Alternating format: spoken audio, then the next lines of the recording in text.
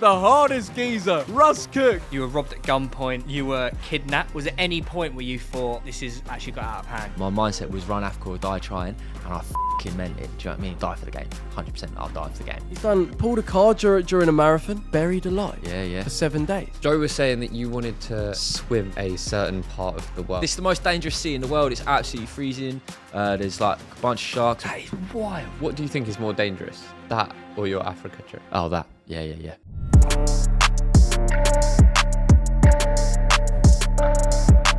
Welcome to Wafflin. Now, you guys, before we get into this episode with the hardest geezer, you, Luke, and Theo, and myself know one thing, all right? Summer is in full swing, and we've all been here, there, and everywhere. To be fair, we did actually get our trip sorted in the end. Only thanks to today's sponsor, Revolute. We are giving you all £20 when you sign up to Revolute using our link and use your card one time. All right, the link is in the description. No more panic about airport exchange counters or sketchy conversion rates. Revolute gives you amazing exchange rates and it does it automatically when you pay abroad. And when you're somewhere that still runs on cash, Revolute has got your back there too. You get free ATM withdrawals worldwide within your plan allowance. There's even an ATM finder in the app that shows nearby machines. And you can filter out the ones with extra fees. Also, get this, Revolute now does eSIMs, which is actually amazing. So wherever you are, you can stay connected with local, regional, or global data, all through the app. Sign up to Revolute now using our link. Use your card one time and you will get £20 given straight to your account. The link is in the description. Welcome to Wafflin, you lot. I am so excited about this one because we have my hero. It is the hardest geezer, Russ Cook. Legit, he always mentions you as his I hero. love you. Oh, I love you too. What? No, it's close to have you on, bro. No, I'm actually buzzing. This guy has done all sorts. Like, obviously, people know you for Africa. You've just done New Zealand. Yeah. But I've got it written down here on my notes. Like, bro, you've actually done so much. I've been about, yeah. Buried alive Yeah. for 7 days. Yeah. Wait, what? What When and did why? you do that? Oh, years ago. Mate, Wait, yeah. what? Yeah, just, in a coffin in a box and then 7 days, no food, just water. Sorry. Wait, you're gonna have to. You're gonna have to start. You're gonna have to. yeah, You're gonna have to explain that. He's pulled a car during a marathon. Pulled a what? A car? I didn't realize, bro. I obviously I got into Russ and the hardest geezer hype during Africa, but I Yeah. didn't realize how much you've obviously Been done. on it, bro. Is Africa what made you? Is that? Yeah, that's what most people know. Okay. Know me for, yeah. But you were doing this shit before Africa. Oh, I've been on crowd for a long time, brother. What? Mate, Why? That is wild. Why? It's a good question. I mean, I started running marathons about 8 years ago, and I really just loved the challenge that it brought. I felt like there was a direction in my life. It gave me a purpose. I was overcoming it, and it made me feel like powerful. So I just doubled down and just did marathons. And then I ran home from Asia, and then I wanted to challenge myself in new ways. So I pulled a car for a marathon, and then I was like, I've done loads of things that are moving, but what would happen if I just did the exact opposite and got buried alive for a week? So I did that. How would you facilitate something like So that? I've seen the Oh, Mr. it's- Beast video. And Yeah, it wasn't Mr. Beast type stuff because, you've got to imagine back them days there's no money, no budget. So we're just making it work out if we can. How did you breathe? Tubes. We had tubes coming out. Mental. Yeah, because what I'm trying to grasp here, right? Obviously, you've done all these different things, but Yeah. I'm trying to see how, the average normal person like us boys Yeah. can take what you've learned doing all of these crazy, outrageous things. That honestly is probably quite a rare, experience. There's not going to be many people that have done the concoction of things that you've done. What can us normal people take from what you've learned? Would you say there's things that you take back into the real world that have now changed your life from doing these feats? Or is it that you go do them and you forget about it and it doesn't have that much of an impact? No, I think that obviously, yeah, it definitely has an impact. Sometimes it's hard to realise what the impact is. But I think if I was going to say the biggest overall impact, I'd be like, I have this mental belief that everything will always be okay now. It'll always work itself out. Do you think that's delusion, or do you think actually I've got the evidence to say that that is the case? Maybe a bit of both. But also I think you have a lot of time. I've had a lot of time to think. So I've spent a lot of time like reflecting whilst I've been on these journeys, and like life goes wrong in so many ways all the time, right? But you can always just come back around. So I just have like this, big faith that it's all going to work out, and I think that's probably keeps me more grounded on on a different level now from doing all that stuff. Yeah, sick. Yeah. And would it be that like Africa taught you one thing, pulling the car taught you another, being buried alive taught you another, or is there like a similar like shared experience, like learning, like the same values apply to whatever actually you do? If you get me, like it's the same thing that comes around each time, if that makes sense. No, I get you. It's in some ways, yeah, but obviously, there's with the different challenges, it makes you think about different things. For example, like buried alive, I had no stimulation for a whole week, no food.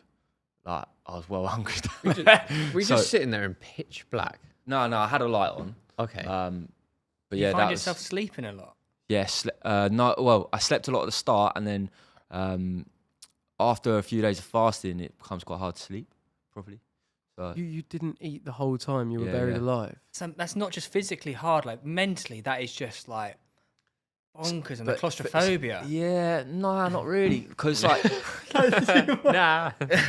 I think with that, it's I've actually noticed it since I've just moved to London. It's like life can be so busy and hectic, Yeah. and there's all these distractions, things going on all the time. It's like how many times do we actually get the chance to just stop and just reflect and contemplate for so long that you can't distract yourself. You just have to think. Yeah.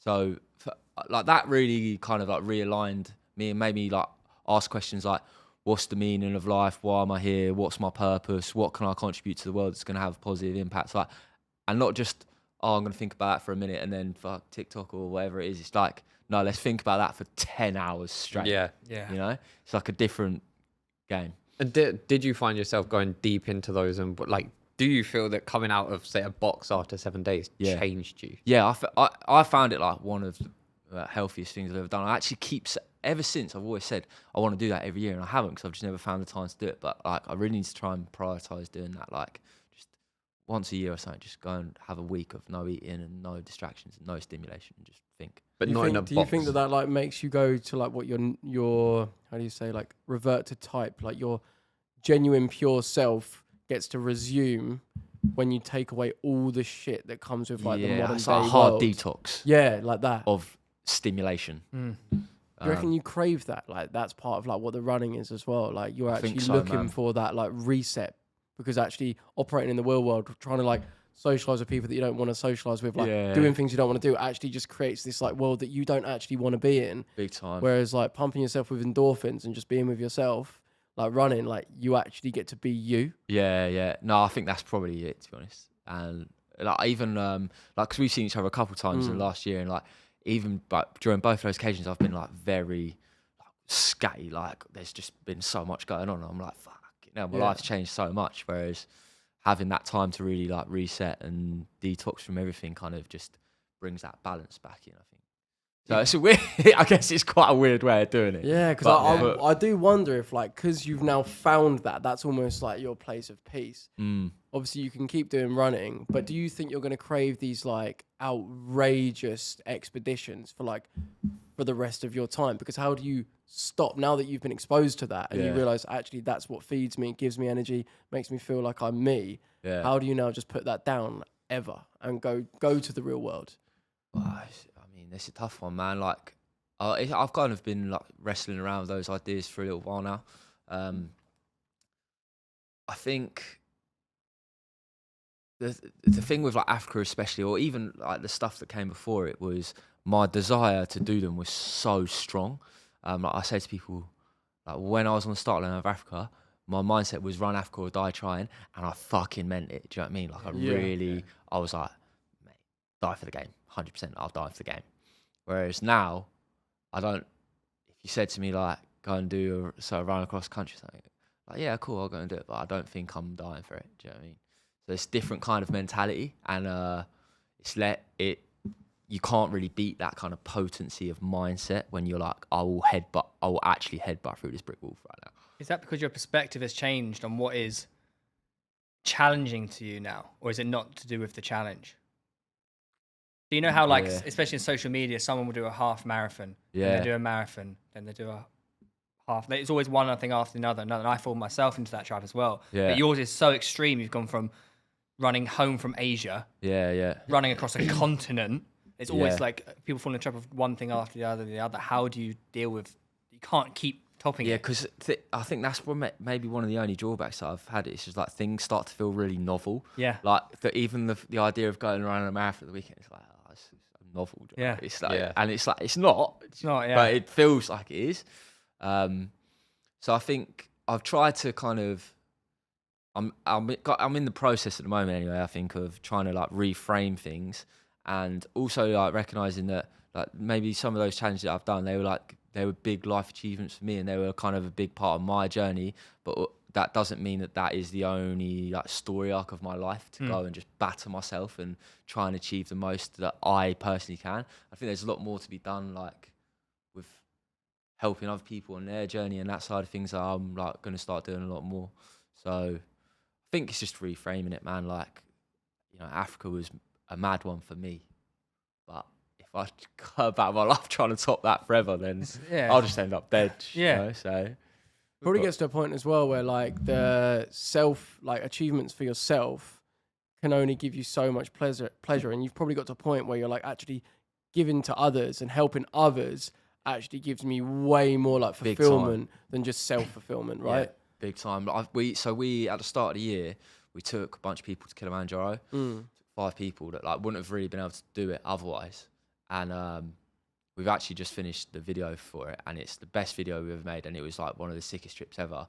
And what I liked about it so much is like you can see these people at the start, they're like, you know, Kilimanjaro is a difficult mountain to climb, and they're like not really sure if they can do it, and you can see them battling through all the motions as we're going up, and they're struggling, and some of them are like halfway up thinking they're not going to be able to do it, and then like all of them made it in the end. And it was like to just see how much that meant to them, and also what it did for how their own perspective on themselves. It's just the most beautiful thing in the world. And I love just seeing people that are passionate about something, and they go and they just give it everything they've got, and then they do it, and you're like, That's so good. I mean, you'll get more satisfaction from that than doing your own personal challenges now. Yeah, I think so, man. Like, and don't get me wrong, I think challenging myself will still always be in the mixer, because I think it's important to stay on your toes. But I definitely want to sort of like maybe shift focus a little bit to other things. We spoke after you did a 10K with each other. 12 and a half. 12 and a half along the beach. And you can say if we're not allowed to say this, but Joe was saying that you wanted to swim a certain part of the world. Oh, Drake's Passage. Yeah, okay, so we can reveal it. Yeah. And because your mentality was kind of like, if it can be done, it will be done. Like, I can basically do it if I put my mind to it. Yeah. Is that genuinely something that you firstly still want to do? Yeah. And do you genuinely believe that anything is possible? So I always start like this, right? If a human can do it, right, then let's start at the base point that I can also do it. And then we might figure out some reasons why I can't, but I'm going to start that if someone else can do it, then why can't I? Has someone done it? Yeah, one No. person. One person. It says here, Surely according to not. our creepy producer's notes, I was Lewis Pugh, first person to swim the Drake Passage 2019. Don't believe it. Distance, 1 kilometre. Yeah. Wait. He swam one kilometre of it. Producer man, did he not make it? Did he not do the whole thing? It's a 500 There's mile swim. 20 Yeah, it's a big... Yeah, he did 0.62 miles per swim leg. Also, does that mean he did it 1 kilometre at a time? Total distance swum, less than 10 kilometres, duration 10 days? Nah. These are a bit That doesn't unclear. seem correct. Yeah. Unclear notes, producer man. 500 miles. No one Sort your swam act it. out. How would you... Or you're fired. There's a group of people that rowed it, and that's what made me think it might be doable.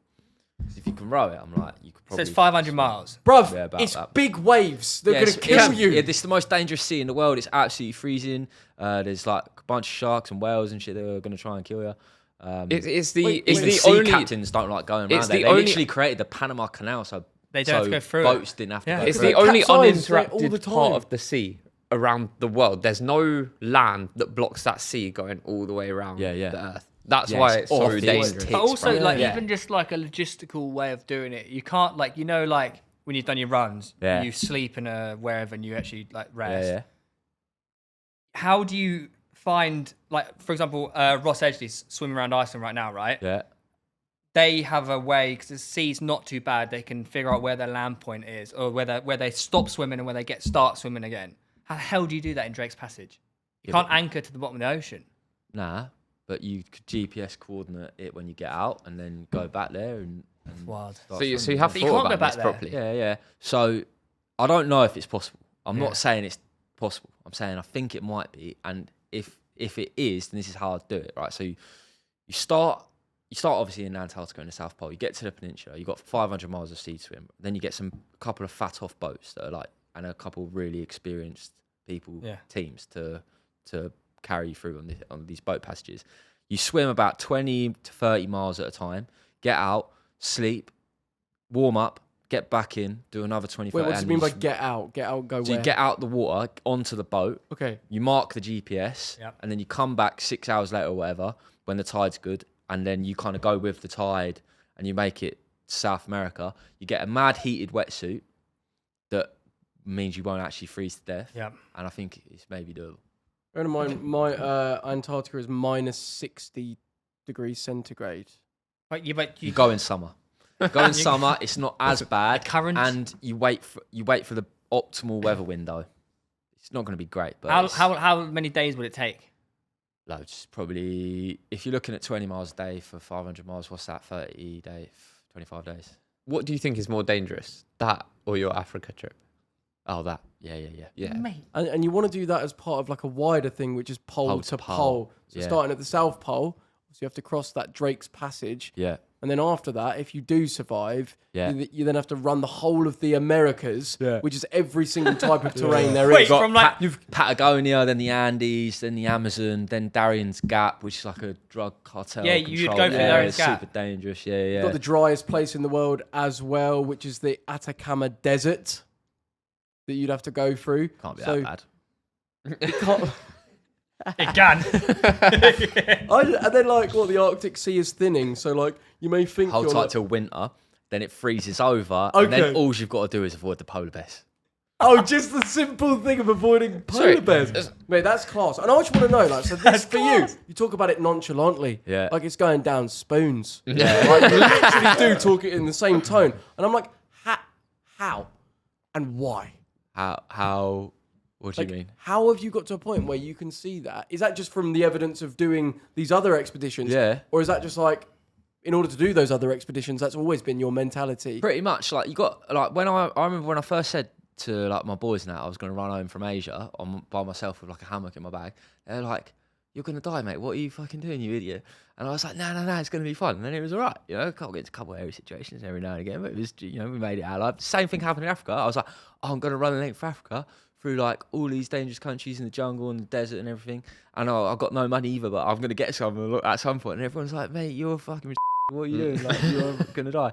And I was like, "Nah, you just, people get a bit scared like about things a bit too often, I think." And like, if the desire's there, and right now the desire is, I haven't got that mentality right now, so I couldn't do it right now. But if I redevelop that mentality of like I'll die for the game, then I could do it, I reckon. So let's say the worst happens, and you die. Yeah. Are you getting to the pearly gates and being like, well, at least I went out doing that?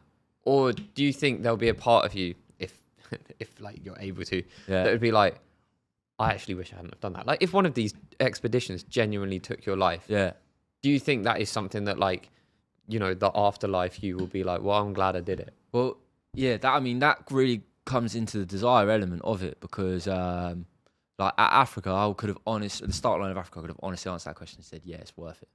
Whereas like now, I don't know if I could.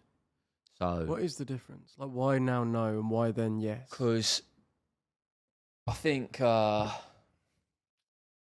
an interesting one to unpack, because I think it's quite complicated. I think maybe now I'm like a bit older, a bit more mature, a bit wiser. I'm like, is running the length of Africa or running pole to pole, is it actually worth the grief of what my death would do to like people who love me? More to live for now. Yeah, and now I'm like, I don't know if I need if I've got maybe I've got more to lose now. That's what it is. Because I do wonder like how it must impact, say, your personal life, your life at home. Like you go out and do these things that on paper could be perceived as like personal. Again, like I know your idea is to help others now through these things. Yeah. Like personal achievements, personal, feats. Does it impact your actual personal life at home away from the expedition in a way that's made you realize, oh wait, maybe that's not worth it? Yeah. Okay. Yeah, like to be honest, I think it's selfish. It's a selfish pursuit, isn't it? You're going out there and just trying to do something. You're inspiring others, like millions. Yeah, of like, course. And with all of them, I've tried to like embed into them like elements of having a broader impact than just me doing something crazy. But I think as your priorities from when you're in early 20s, get after life, bang, bang, bang. You don't care about anyone else. And then as you get older, they start changing, don't they? You start thinking about, maybe I want a family and maybe I want to do these things. And you can't really just go out there on mad ones trying to get offed without sort of thinking about it a little bit more. I think that's what a lot of people struggle to figure out is their why. So like, you've raised so much money for charity in the past and stuff like that, but ultimately it can't just be for the charity and to inspire other people. You have to want to be like, I want to do this for me as well. Oh, I think you need multiple things in the mixer. Like the more anchors you have, the better it is, because things get well tough, and if you've got even half a reason to quit, then you will. So the more things you can throw in the mix that just keeps you pinned into that corner and keep going, then the better. So how did you not quit Asia then? How did I not quit? The run from Asia to home. Like, so give it a bit of a backstory on that, because I feel like that is just like, it's like us going Ibiza and you being like, yeah, I'm just going to run home. Yeah, just like it's like five times. What do you mean you're going to run home? So my mentality was I was on it then. So I think how I describe that is, you boys know what it's like growing up South Coast. Everything's kind of same. Felt really bored. Felt like I wasn't really achieving anything with my life. Didn't feel like anything was meaningful. Felt like I was maybe like not very respected by people. I hadn't done anything that deserved to be respected at that point. People underestimated me, and those are like pretty intense feelings. So I think culminate all of that and then place your entire worth in like, if I need to prove everyone wrong. And I had this idea of doing Asia to London, and in my head it was like doing that would prove everyone wrong, and it would prove like I would prove something to myself as well. So I literally viewed that as like getting on a plane home would be worse than dying. So there's no way I'd quit. Where in Asia were you? Istanbul. So I mean, it's just Still pretty. Asia, But when you started that, and obviously your mates probably thought like, what the fuck's he doing? Yeah. But at what point during that one did you realise, oh shit, I actually am running home from Istanbul here? Probably on day one, mate. Literally, Technically started. No, like, you know how like when you go day traveling, one was a pretty like baptism of fire, because Istanbul, crazy city. Don't know if you've ever been. No. It's mad. Yeah. It's a mad old place, right? It's like the east meets west. It's like chaos. And I ran through Istanbul all day, and then I made it to the outskirts of the city, and I just found like 2 trees in a park in a really built up area. And I was like, well, I'm just going to camp here and put my hammock up. And then all of these noises were coming. I had the call to prayer was on, which I didn't even know what it was at the time. I was like, what is the call to prayer? Like, why are people banging tunes? It's too late for this, man. Chill out. And then geezers were coming up to me in the night. They were flashing their car lights and stuff at me. I was pranging out. All my mates were texting me like, Turkey, isn't that like ISIS and that? Like, all this. And I'm going, fuck, what have I done? This is a mad one. But I think that was probably the first time I was like, And had you run maybe before? I'll be off. I ran a few marathons before that. Yeah. But nothing like. Not back to back. I never ran back to back marathons before. So initially though, like that was your first proper like expedition feats. Yeah. And that was ultimately fueled by like proving people wrong. I'd say a lot. What were those? Who specifically do you think those people were? Is it your mates? Is it like parents? Is it like teachers? Like All who of were the you above. thinking? Is it all of it? Yeah. I mean, probably quite a lot of my mum, dad. I have a good relationship with them now, but like at the time, it's a bit more rocky. So I think, big feelings of wanting to prove them wrong. Family, friends, basically everyone. Do you think? I wonder. Obviously, you say that your mentality's changed a bit now. Yeah. Obviously, there's a lot of people maybe listening and watching that are like, "Oh, I've got a rough situation at home. I don't have a great relationship." Yeah. But you almost use that poor relationship as fuel to do an amazing thing. Do you wonder if now that things are more sweet, that could maybe be responsible again for why that fire isn't quite as there? Yeah. And almost like that more like luxury, more leveled, happy life. Yeah. Almost can be a curse in a way. Well, it's an interesting proposition because I'd agree with you. Like, you're right. I would say spot on. But also that kind of fuel, I'd describe it as like, it's rocket fuel in the sense that it will supercharge you to literally headbutt through brick walls. But like on a long-term mental health basis, it ain't good for you, is it? Do you know what I mean? So I wouldn't change how it is now. Because ultimately, like, I think your relationship, my relationships with like my family and stuff, I would prioritize over some kind of sense of achievement that I'd get from running home on a continent or whatever I'm up to next. Yeah. Like, so if I can't do it because of that, fair game. I had my time and it was great. Peace out. Do you think that you would have felt this sense of achievement coming back from Africa? And I guess like I know you've done New Zealand since, but sort of Africa was obviously the big highlight. Yeah. Do you think if that didn't see the sort of success and exposure that it did receive, you would feel that sort of sense? Still have that fire up. Was going it again? Yeah, was it the fact that I did it? I ran from south to north and I achieved it, or was it the fact that I did that? And but I got also, the credit for it. Look at all of this. That thing, those people that you were wanting to prove wrong, you proved them wrong, and they've said, "You know what, Russ, you are the man." Yeah. Now you've got it. It's like, well, no, I've got it. Yeah. Now I don't need to prove it anymore. Yeah. But Do you know what I mean? had you have come back and it's kind of like it didn't get any traction. Yeah. No one really knew about it. Do you think you still would have taken the same satisfaction away? And I'd love to sit here and go like, nah, it's all up here. It's all for me. I don't care about what anyone else thinks, but I don't think I could honestly say that. Like, I'm not entirely sure how much of a contributing factor that is, but I'm sure it's in the mix somewhere. Yeah. It's just hard to figure out how much, I don't think that's a problem either. Like, No, I think it's perfectly normal. But, I mean, you're still like running, like obviously New Zealand. I saw that you had to run through a injury pretty much all the time. Pretty grim, yeah. And like most people, when they're injured, it's like, well, that's the sign to actually go, nah, come on, health is your number one. Yeah. I'm not gonna run through that. Like, how do you still obviously do that? Like, run through that, and like, what is your reason why to not be able to go? Hang on, health is number one here. I guess because I've done it so much, like just running through bullshit injuries, I'm kind of like, well, I know I can't do it. So if I don't do it, then I'm like, I'm just being a pussy, aren't I? Well, but you're not though. You're looking after yourself. Yeah, I am. I think I am a little bit. Like, Luca was in New Zealand with me, and like, I'm a little bit more like, won't completely throw my head off the deep end. In New Zealand, I was like, nah, let's manage it a little bit because I'm not trying to die right now. Whereas in Africa, I would have been more like, right, give me all the painkillers. I'm just gonna numb the shit out of this, and we're gonna blitz on through. So I've eased it a little bit, I think.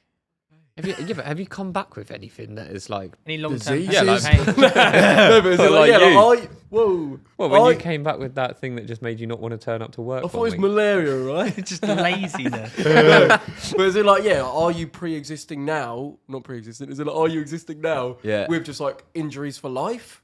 Maybe I'm in the process of getting myself booked in for like some MRIs and But blood you're still tests and blah blah blah. Going around Victoria Park every day. Yeah. You're still running through these. Yeah, well, we can't wait on forever, can we? Got to still But like, is your body not just like fucking give it a rest, mate? a little bit. I do think that sometimes, and then, But this is what's really hard to know. I don't know if you get with your Ironman training and stuff.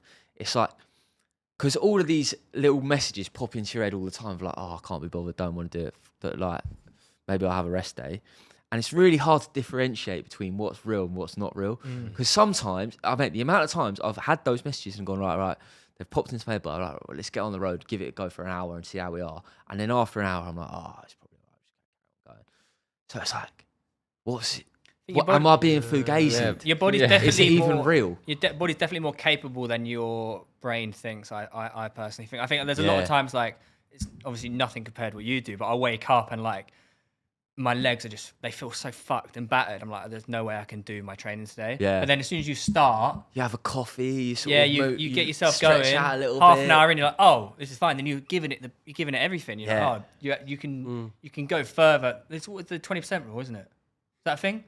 You heard about that? You said it. I've heard it somewhere. The Goggins effect. The 20, like, maybe it's 40%. Got this, Theo. Come on, Something mate. along the lines of when you think you're at the end, when you Yeah. think you can't push any further, Yeah. you're still actually only like 20% to where you could go.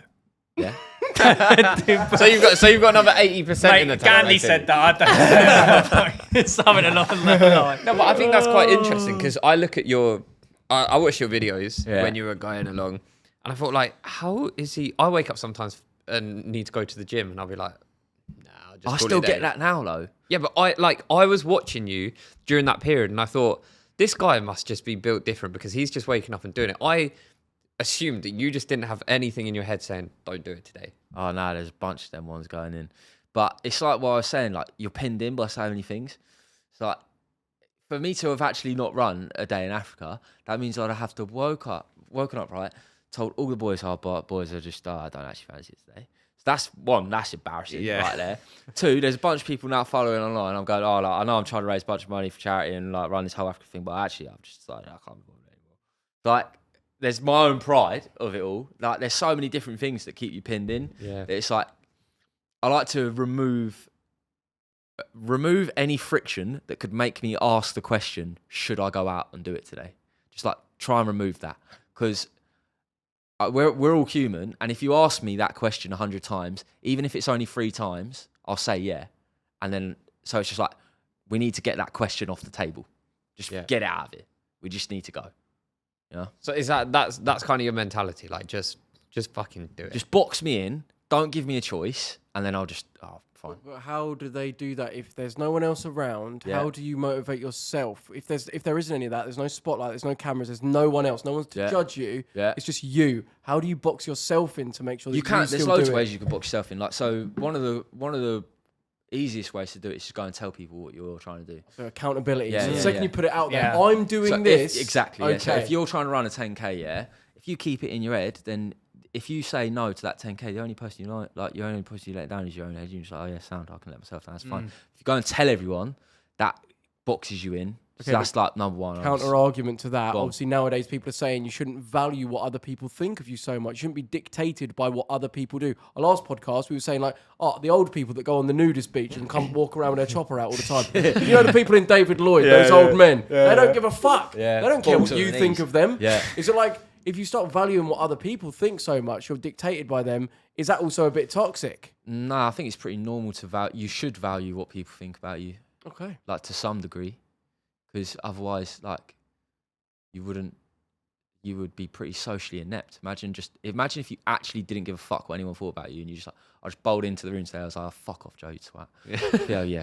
You could just be you could be a complete dickhead and not care. But No, you've got to care because there's not It's been an important outwardly social rude. construct to, Okay, so to not care like what people think about you. You want to fit into the tribe. You want to be part of it. Like, yes, That's but what if- important. That's what healthy. if impressing others? So if I don't want to run today, for example, it's Yeah. devil's advocate. This is my opinion. Yeah. Can't be asked, and you boys just going, "You're a pussy, man." I'm like, okay, you can think that, Yeah. but then that's not like there'll be people that go like, "Oh yeah, I've actually worked on like not valuing what people think and their Yeah. judgment of me." Yeah. So they can't use that as necessarily like the fuel that maybe I guess you're saying that you should be able to use it as. Yeah. You get No, me? I get you. I Get get you. I think there's a healthy balance with all of these things, and you shouldn't totally value what everyone says about you, but you also shouldn't totally disregard it as some. You think accountability is the number one thing to get someone to do something? It's probably like the best value for money, like easiest one that you you can just bank that in, and that'll help you. But you know, for me as well, I think it's really important to start wherever you're at, and like, you know, I'm actually doing it at the moment because I'm doing a bit of speed training. I've been running long and slow for a long time, so I'm not very fast anymore. And I really want to get my 5K time down. Yeah, not very fast. To bang the 41-minute 10K or so, isn't it? Like, that is rapid. What's your 5K record? 16:50. No, you're slow. Did you just say you're not very fast? No, I mean, I When get did you that do that? to a non-5K, not to a non-runner. That might seem fast, but if you go and look at any like really good 5K runner, it's not fast at all. Wait, so could you do that like today? No. What could you run today? I'm not sure. We're going to find out tomorrow because this is the start. The start of the video is tomorrow where we find out. So basically, my point is that I'm going to try and get as good at running a 5K as I can over the next month, but I've got to accept where I'm at right now, and that's kind of sometimes the hardest part is going you have this idea about, I want to be this and I want to be that, but it's like, mate, sometimes you just got to fucking chew it up and go like, right now I'm in a rough spot and that's all right, but we're going to start from here.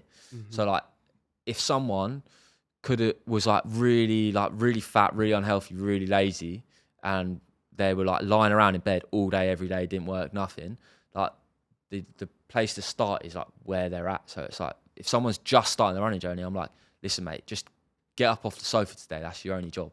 And then like tomorrow, maybe we'll put the running shoes on and walk to the front door. And then the day after, maybe we're going to the front gate, and then we're going around the block, and then we're going to the shop. So it's just like, you just got to start wherever you're at, and you got to kind of humble yourself and just eat that. That's a problem a lot of people do, is like they want to get fit, they want to start running, but they do too much too soon, or they try and jump the gun by skipping the steps. Yeah. And then they get demotivated because they push Burnout and all the burn rest out of it, exactly. yeah. Where if you just start slowly, incrementally build it, you'll start to enjoy it, you'll see the progress, and you'll be there for the long term. And that's probably the most important thing, is trying to just enjoy the process. If you enjoy the process, then you won't need to rely on the things like accountability and all this stuff, like all of those little tricks that are like warping your mind. If you enjoy it, then you'll just go and do it anyway. This 5K thing you're doing, Yeah. improving your 5K time, I'm guessing. Yeah. Are you just running? Are you following a plan? Do you come up with the plan, or do you just run? Well, I haven't done speed training for a long time, so I guess I'm just going to figure it out as we go, and then drafting people to help when I need it. But yeah, man, I'm actually excited for it because I've just done so many long, slow miles. I'm like, Bit of variability for you as well, yeah. yeah, So much nicer to get it done in like 20 minutes as well. exactly, man. Save some time. Yeah, it's so much better. Like, that's the thing. Like, we started doing. Have you ever done high rocks? Oh, it's a bit of a High hype rock at the stuff, moment, bro. innit? Yeah. Like, we would do like a half an hour workout, and it would be like absolute, like blasted. Like, we're done. Balls to the We're wall. done. Yeah. And it's just like to do it in that efficient time, because some people go, I can't be asked to do like a massive long workout. But like you say, it's finding the way that you can enjoy what you do. And if you are more like, I guess a lot of people are instant gratification, wanting it to be quicker, doing a faster workout like just can be for the best. And I wonder actually, like, how do you go from coming into this? I know we spoke about the real world, joining it and then going to do your expeditions, but the fast pace, instant gratification, like getting results now. Yeah. How do you then detach, and then, you know, it's for the average viewer as well, how do they have that patience? How do you build patience to wait for results, to be perseverant, to not like go, I want it now, it's not here now, I'm so annoyed, fuck that. What's the easiest pleasure that I can go and do that maybe will give me that instant gratification? Matt, I mean, I think that comes with wisdom, innit? You kind of have to, maybe sometimes I think you have to experience the instant gratification to realise that that's actually not the path forward, because once you know that, you're like, oh, maybe I'm a bit more up for trying that long-term gratification thing that was sitting over there that everyone was telling me I should do that I didn't want to do. Yeah. Oh, I'll give that a go. And then you kind of, you do that a bit more and you go, oh, this kind of works. This is so annoying. But it's kind of better, innit? Yeah, I suppose you get a taste of it, right? Like, I remember when I first started lifting weights, right? Because I had this thing when I was maybe 20. I just first started lifting weights, and I was like, done like 3 gym sessions. And I'm like, looking at the mirror, and like, where is it, man? Like, what's going on? And someone said to me, like, you'll notice the changes. It'll take you 30 days, and it'll take everyone else 90 days, and then to notice. And then I remember just thinking, all right, okay, like, just do the work for 30 days and just see what happens. And then after 30 days, I was looking, I was like, no, I can see I've made some progress here. So I think almost just allowing yourself to have that breather and go, 30 days I'm putting the work in, and then we'll assess. Instead of like, I've done one workout, why am I not whammo? Yeah. As a plant, if you look at everything else, right, in our world, no, it's true. Like, how long it takes to like grow a plant, how long it takes for actual muscle to build. Like, things actually move at a lot slower pace than what we expect it to. Yeah, but also we're like now in this era of like pure impatience. Like, what do you do if you want to buy something? You hop on Amazon. Like, even go back to when we were younger. If you wanted to order something online, that was fucking difficult, and it would take like a week to get days, here. yeah. Whereas now, if I want something, I hop on Amazon. It's there at my door like 11 a.m. the next morning, and I think that spills over into everything in our whole lives. Like, when Hardesky's is away doing an expedition, how does he relieve himself? Oh, are you asking what he gets Surely up to? your libido is so low on these. Like, how do you? Yeah. Does that happen? is, 'Cause I yeah. wonder it goes other Got way. no Like, energy most to do people would be anything like, other oh than yeah, run. you're like with yourself. You're not able to release in a sexual way. Yeah. Like, You didn't how go a do- year without a tug, How though. do Oh, you? of course not. Mate, I mean, if anything, it just becomes like Part of the a training. mechanical operation that just needs to happen. You're living in a van with 4 boys. yeah. How do you, like, What, do you boys have to go, right, I'm going now. Nah. You go outside. Do you know what? 3, 2, 1, 3, 2, 1. In both projects I've done, it's been just something that's like left unspoken, and I actually think that's kind of better because Barbs, we had one of my mates from home, Barbs, on this one, and he was like quite openly talking about the whole wanking situation, and I was like, do you know what, bruv? We live on top of each other, right? Like, we're with each other all the time. I think, like, let's just leave the wank chat aside. Everyone's, it happens. People do it. But just let that be the one thing that people can just keep to themselves. Yeah, but okay, so you don't know when other people did it, but like, there's Yeah. no way you could have done that in the van with other people. Nah, of course not, brother. No, of course okay. I would never. Because he can do it next to people. Whoa!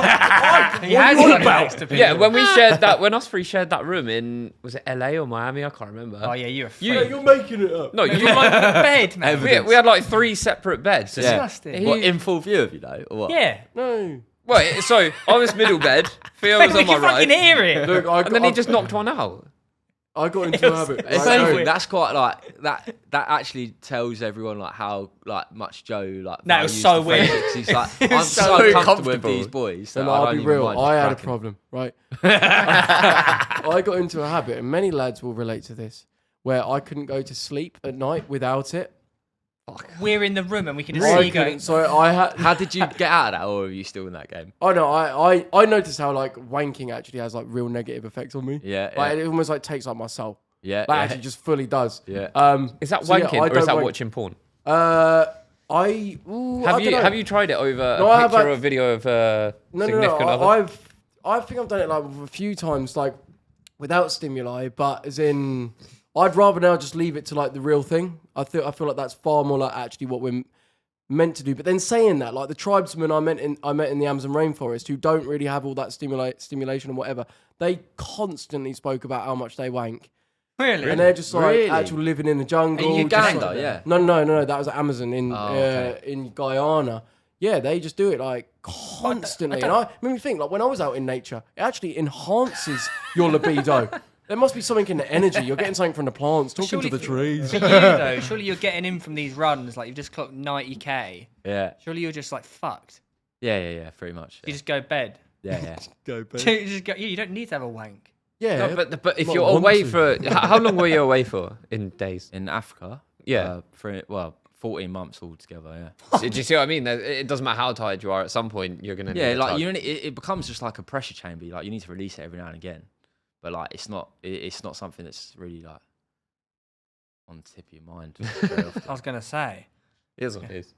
Ooh, not really. What was the, obviously I'm just reading some of the stuff that like obviously you experienced in Africa and like Yeah, other yeah. things that happened, like you were robbed at gunpoint, Yeah, you were kidnapped, yeah, you had the border control issue with the passports and whatnot. yeah. Was there any point where you thought this is actually got out of hand, we need to pull the plug? Yeah, quite a few times.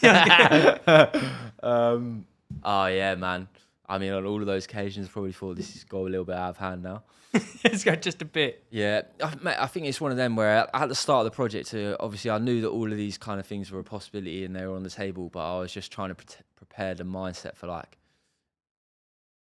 I know anything could happen. All of these terrible things could happen, but I've just got to get ready to just roll with the punches, whatever happens. And then that's kind of just how we rolled with it, you know, like we'd get robbed at gunpoint, we'd go, that was shit, but we're only in Angola, so, you know, buckle up, boys, because we're going again right now.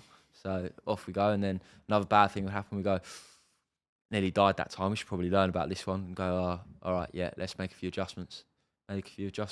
Back on the road, we go again. And it's just like life, isn't it, mate? Something goes wrong, you go, readjust that, just go again.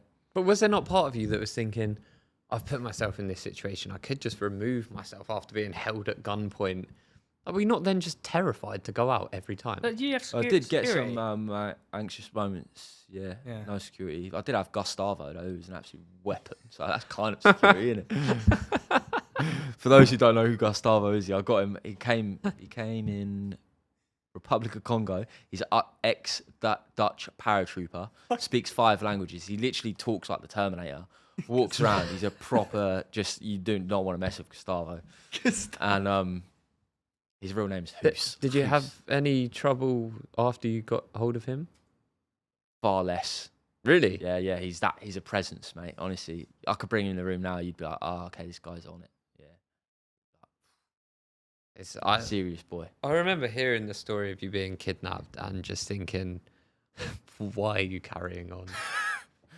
Well, mate, imagine stopping after that. Then it was all for You'd nothing. have to carry on. Yeah, true. Actually, I never thought of it like that. Yeah. It just becomes the new normal. It's like, we're here, we're doing it. It's like anything that happens, like you probably just like, I have no choice, right?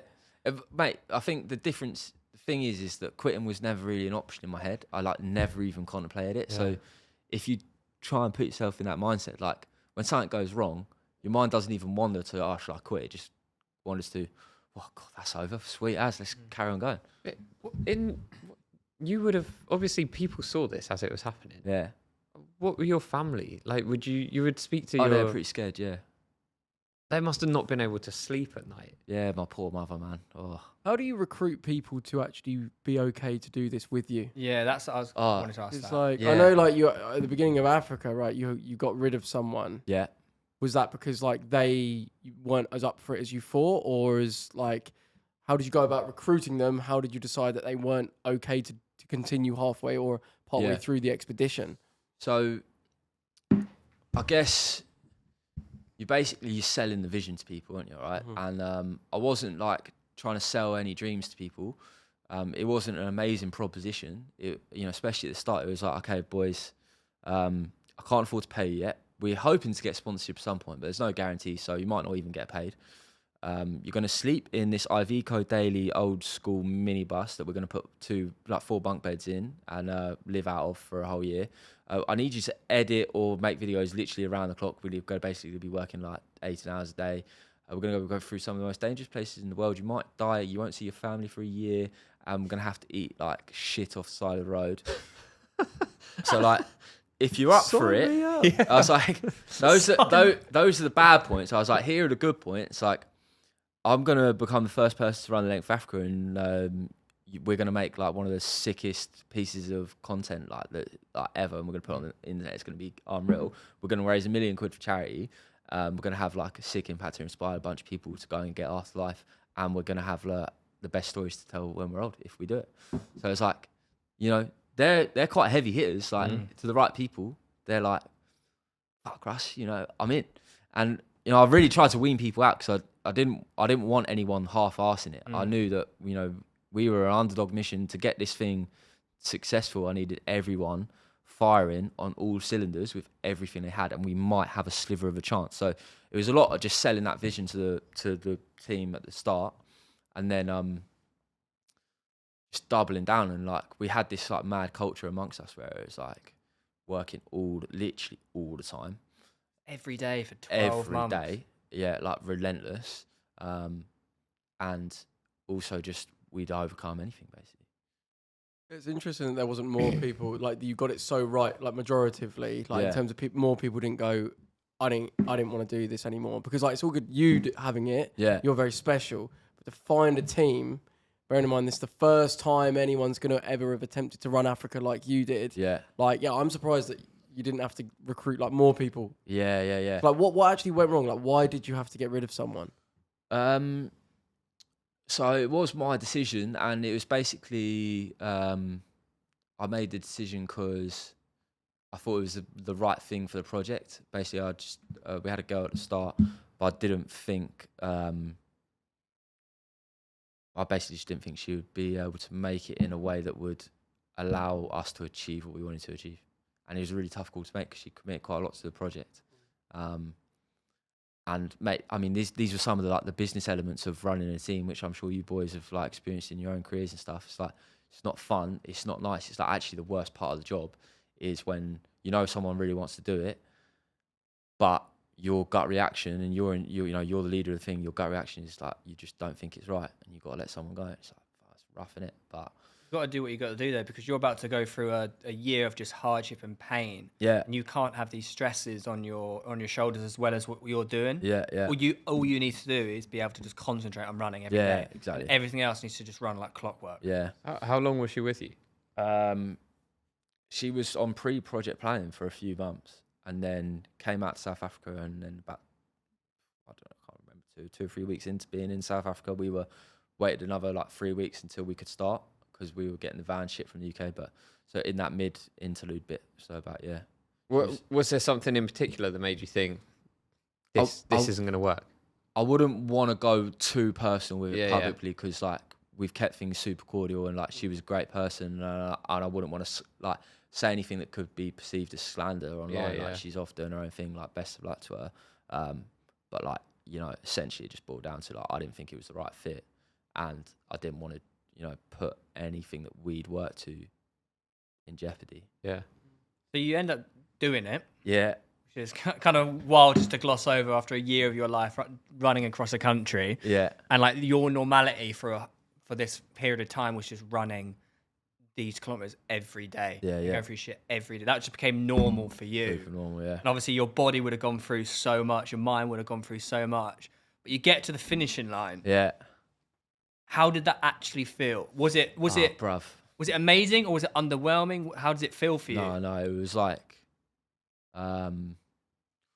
it's almost like an out of body experience. I think like one of the most like poignant moments that day, right, is I remember coming over this hill and seeing the Mediterranean for the first time. I've been running towards this thing for a year, man, and I was like, I had like 300-400 people running with me. It was, loads of people flew out from the UK. It was crazy, and as soon as I got over this hill and saw the medal, I had like a little flashback to when I was a young kid. I was like 17. I'd left home. I was living in this flat, and I had no money.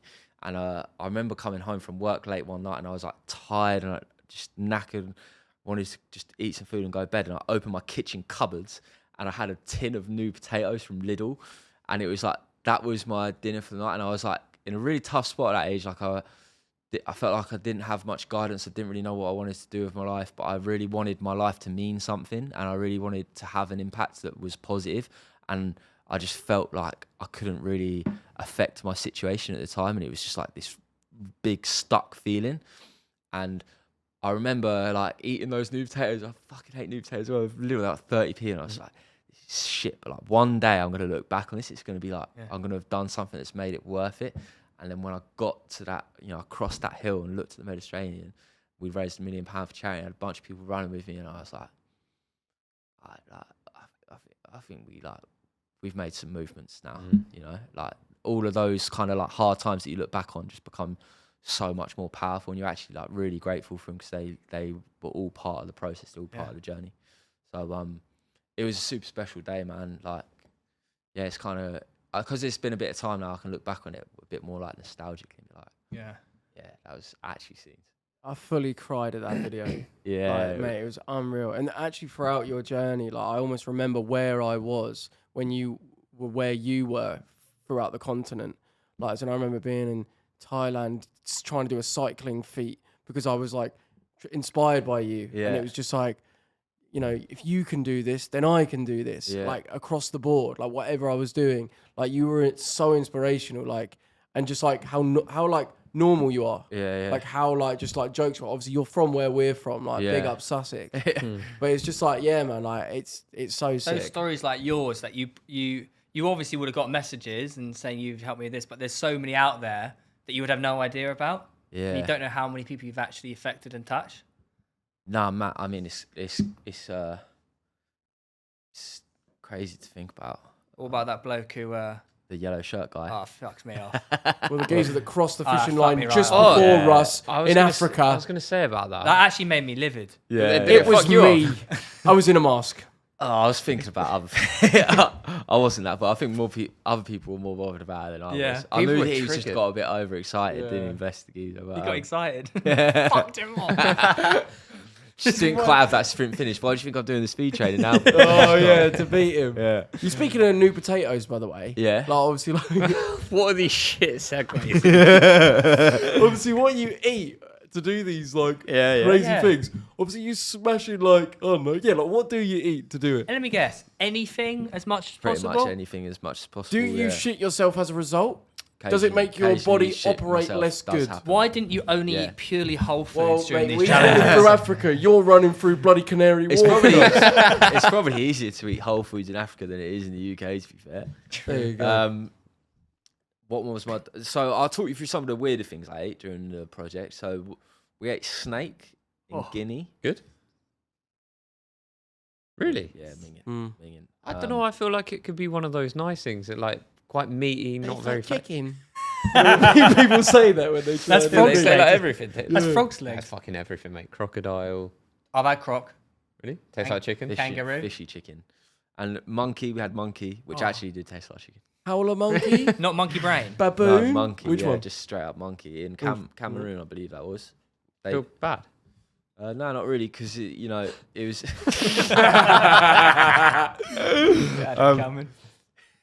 We were just in a restaurant. I don't even think I knew it. It was in a monkey at the restaurant? time. Yeah, well, I said restaurant. There was a building. And there was actually a monkey hand in the bowl. Monkey hand Yeah. in your bowl, Yeah. and you just ate its Well, fingers. you use it as like a spoon. Yeah.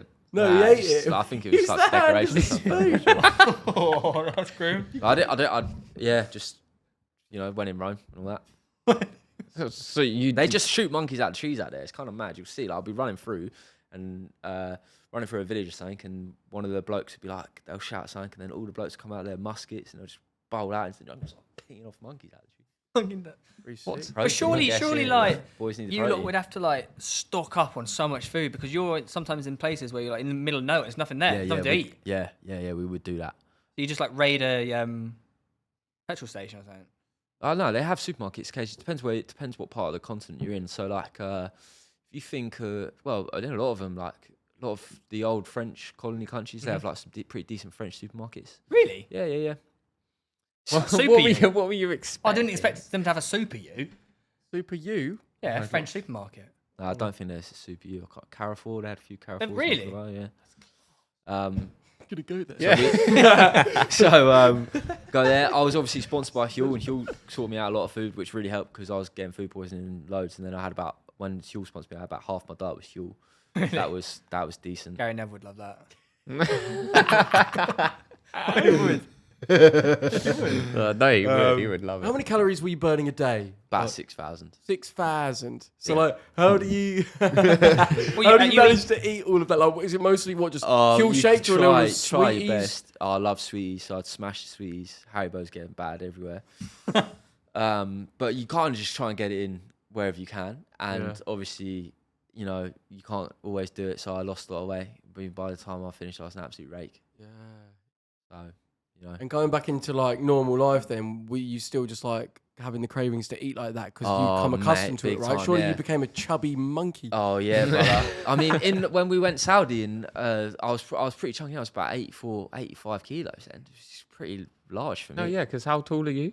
Like 5'9" on a good day. Same height as Joe, 5'9". With his stilts on. Yeah. Hockers on, I'll be 5'9". Cockers. Hockers. Oh, it's the running shoes. Surely that transition back to like normal life was just so weird, though. Oh mate, it was totally off its tits, bruv. Surely it was so like, mad. what is the point in doing any? Like, there's now you're just a normal person again. Yeah, it was. What do you do? It was so weird. It was.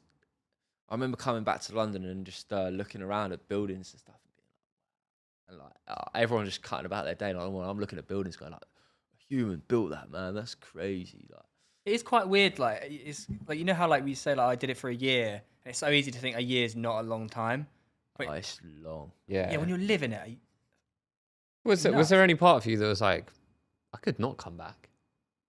Live in Africa forever. Nah, not that, but like Nah. you would probably become so accustomed to a lifestyle that is so not British or whatever. Like, and I'm sure there was a lot of enjoyable parts of that.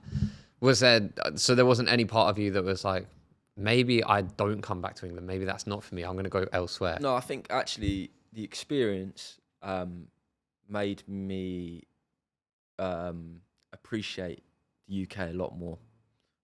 And our culture is very much like, we love shitting on the UK, like it's just part of British culture. But that whole year, I was like, do you know what? We've actually got quite a good thing going in here. You know, kids get really decent level of education when you compare it worldwide. No one's dying really of malnutrition. Well, hopefully not. Like, there's so many opportunities. I think that's the biggest thing that people like. When, you know, I'd go through some of these African villages, and also, you know, I learnt a lot from these people as well. So it wasn't just solely, oh, they've got a rough life, but, you know, I would literally see kids rolling around in like muddy ponds with loads of rubbish in it, like malnourished. I'd see people really struggling. I even saw like a dead geyser on the side of the road in Nigeria. So it's like just a different level of, you know, we are actually very blessed here, and we often don't really realise it. Would you say like the majority of the people that you saw who were in these terrible conditions generally seemed in better or worse spirits than people that you see in the UK? Yes, it's an interesting one. I'm not sure I'd like to say either way, but I think one of the things that I did realise that I really appreciated about and this goes across the African continent really, is how in community people lived. So they had a much more collective identity. So in the UK, for example, we can really isolate ourselves. We can just tend to focus on our own achievements. A lot of us don't even know our neighbours. There is the sense of community here is kind of like a bit wishy-washy. Lost a bit, isn't it? Yeah.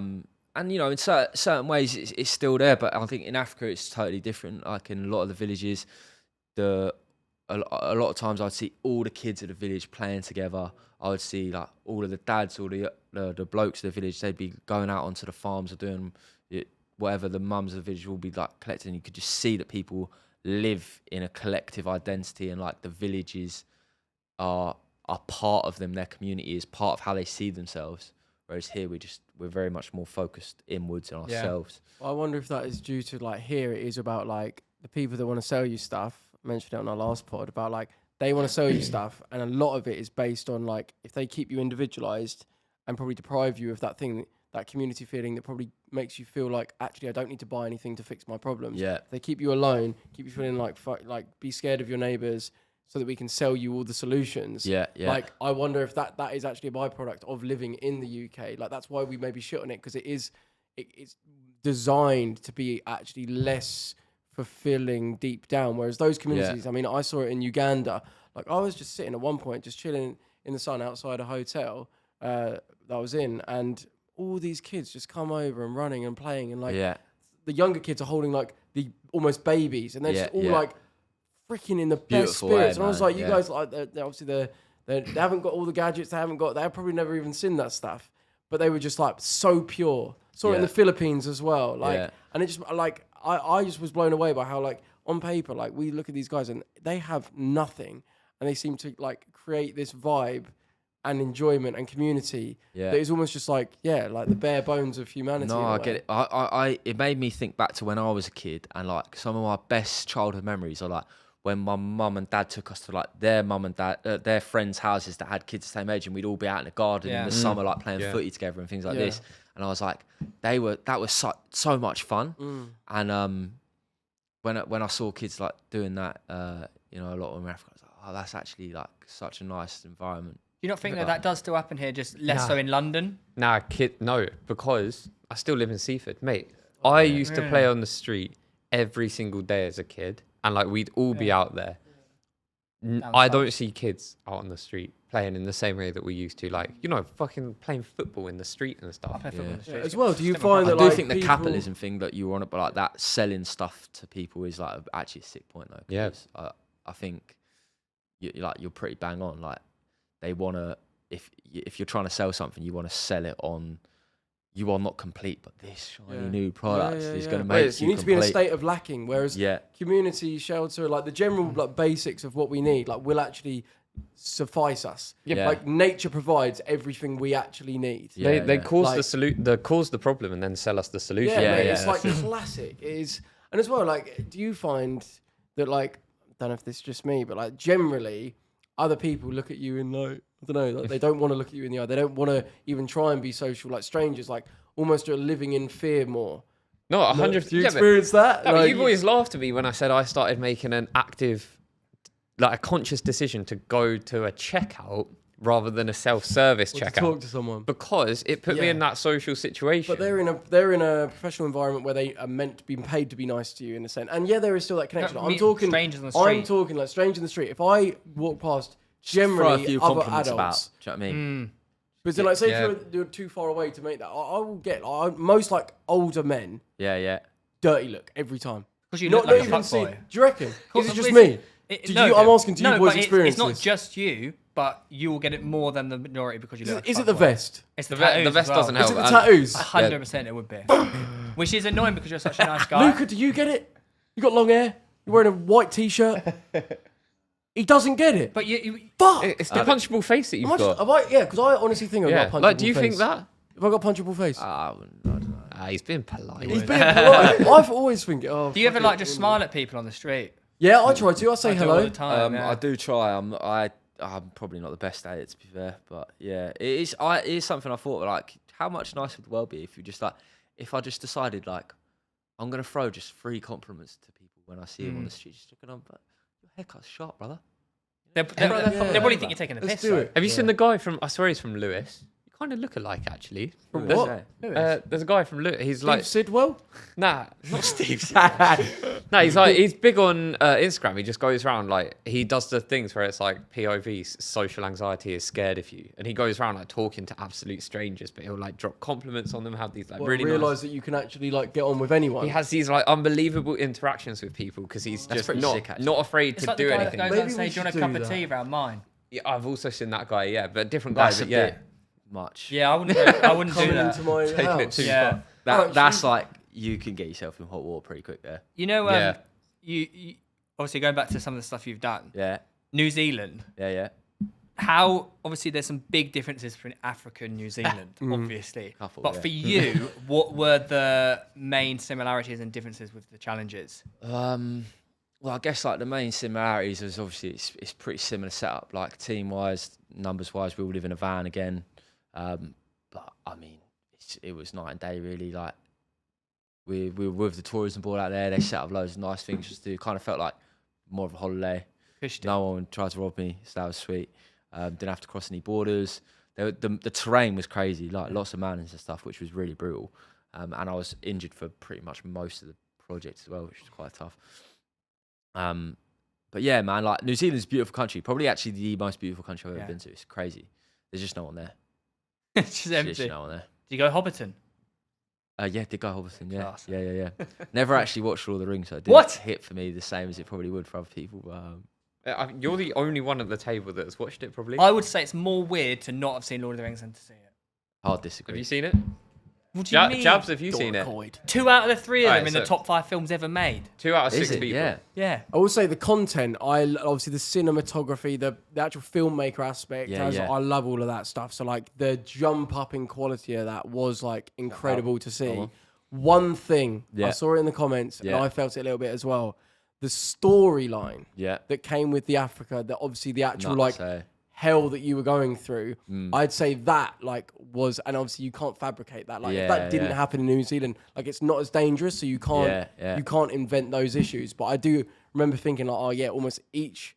It was like a constant series that the Africa was in terms of like, how do you say? Constant danger. Or Soap, like a soap, or like a yeah, like a Jeopardy. Yeah. There's a storyline with it where each one has a jeopardy, like what's going to happen next. Yeah. Whereas almost like we knew that you were pretty much like safe and sound. It was just, I'd say like that was one of the challenges of making those videos. You know, like we spoke how about did it you a lot. It make was it? like, you know, how are we going to try and make this bit interesting? And it was kind of difficult, mate, to be honest, because like things were pretty sweet.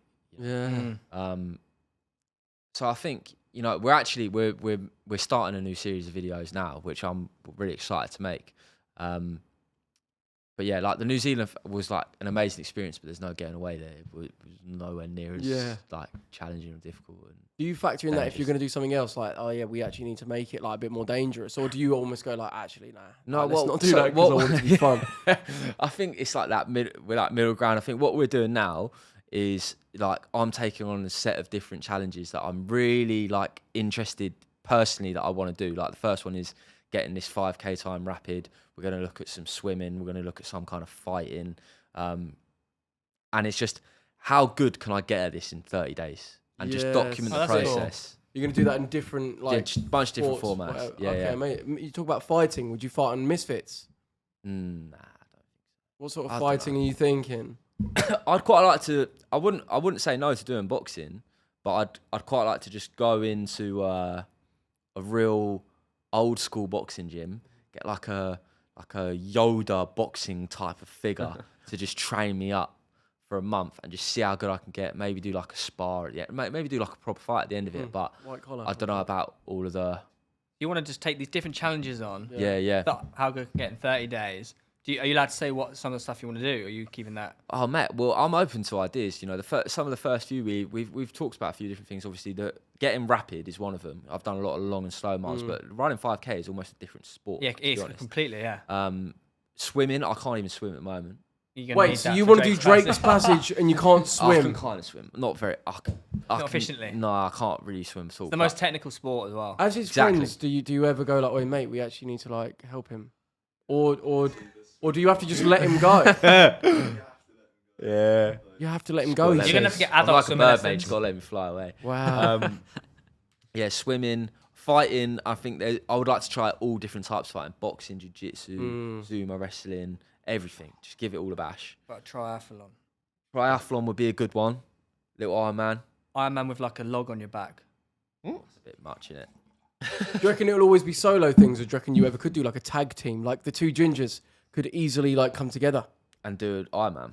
What? You never know. You're training. No, your beard. Look at your beard. Look at your mustaches. Got a little bit. Yeah, strawberry blonde. So Ironman in 40 days. yeah, would you ever do like a tag team or like a triple threat or like? Do you know what I mean? Yeah. Sick. Right, we're just. I think it's exciting now because all the videos we've made on the channel have always been project-based videos where it's like we're doing this fat off project and we're just kind of trying to vlog it. Whereas now it's like a YouTuber now. Yeah, now it's like, oh well, look, let's just make some stuff that we actually really want to make. You know. It's quite exciting. Yeah. You have to come in the beer mile this year. What's that? Have you done that? Who was the referee? I would have last been time? lethal in a beer mile about 4 years ago. Why didn't you I don't know if I could still hack it anymore. 4 beers for 1 mile. Yeah. Yeah. So every 400 meters on a track, 1 beer. Can I race? We're hosting number 2 this year at some point. Who's the referee this time? Well, you are. Really? You don't drink, so. Thanks, Dad. That's what you do drink though. Oh, you get every time you come back from a trip like, yeah, I've got lemon. No, I do a bit of that. No, I don't drink anymore, boys. Oh, go on, have to. I'm just preparing for obviously the retreat.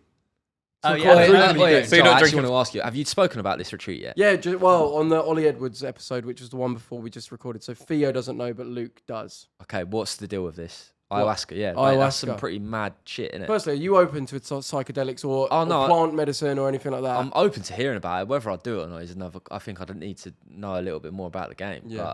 But tell me about it. What's the So score? basically, I'm going to Costa Rica. Yeah. 7 days. 4 of those nights Yeah. are going to be ayahuasca ceremonies, which involves drinking the ayahuasca tea, which is the mixture of a leaf found in the Amazon and a vine. The vine basically contains an ingredient that allows the DMT that's in the leaf to actually be absorbed into your blood, to your brain. Okay, so that's why you have both of them. You just drink it. And you may have like 1, 2, 3, 4 cups in one night.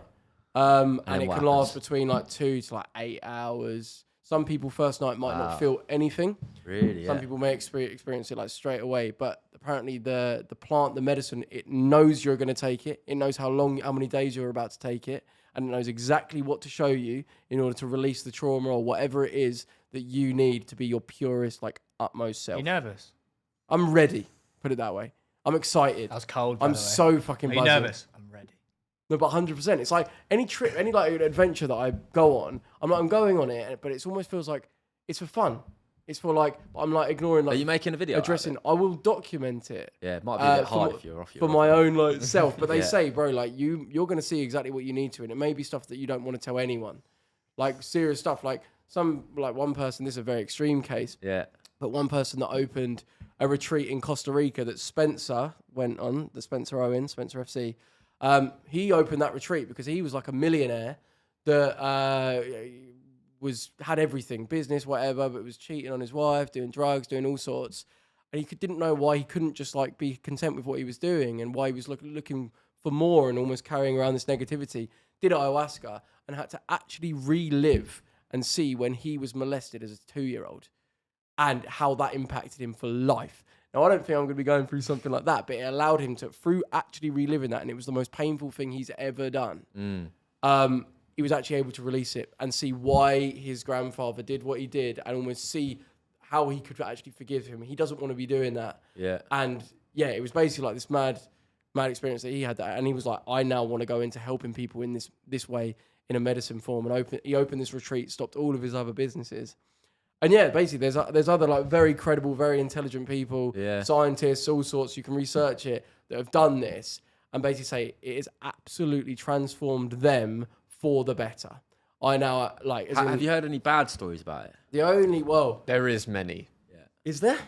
Yeah, I've read. The only ones that I've seen really are about when people go and the place that they're doing it at aren't reliable and women have been assaulted sexually or like because you're opening up a realm that is like you can be fucked with. It's like black magic sort of realm. Like it can be fucked, and people that want to use your energy to benefit them, take from you. Like people who've gone to a retreat and then come away feeling fucked and like their soul has literally been taken from them.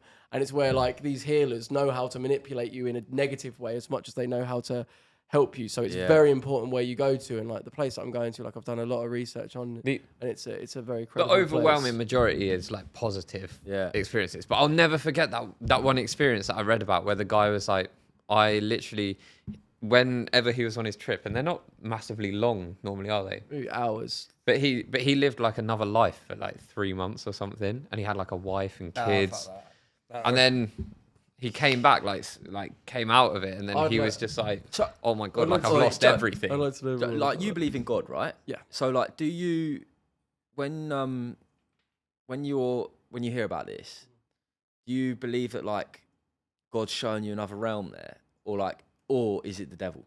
Like, so what people are explaining it as, like their experience is like it's a feminine energy.